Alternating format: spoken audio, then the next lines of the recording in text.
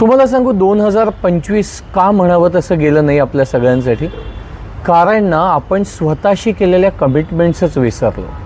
परत तीच सगळी एक्सक्युजेस, परत तेच सगळे बहाणे की नाही उद्यापासून नक्की नाही, थोडी सिच्युएशन सुधरू दे आणि मग मी परत अगदी बॅक टू नॉर्मल सगळं करायला तयार आहे. या गोष्टींमध्ये माहिती आहे का आपण स्वतःशी प्रामाणिकच राहिलो नाही.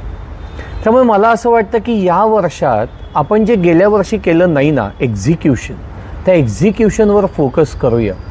आपण या वर्षात फक्त planning, preparation, goal setting, resolution, नवीन डायरी, खूप चांगले चांगले स्टेटस, या सगळ्या गोष्टी करून उपयोग नाही आहे. या सगळ्या गोष्टींमध्ये माझ्या रील्समध्ये किंवा अशा अनेक साऱ्या रील्समध्ये जे सांगितलं आहे ना ते एक्झिक्यूट करणं महत्त्वाचं आहे. सगळ्यात महत्त्वाचं.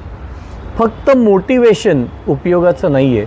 आपल्याला या वर्षात स्वतःला डिसिप्लिन लावून घ्यावं लागणार आहे आणि ते डिसिप्लिन असणार आहे स्वतःशी प्रामाणिक राहण्याचं.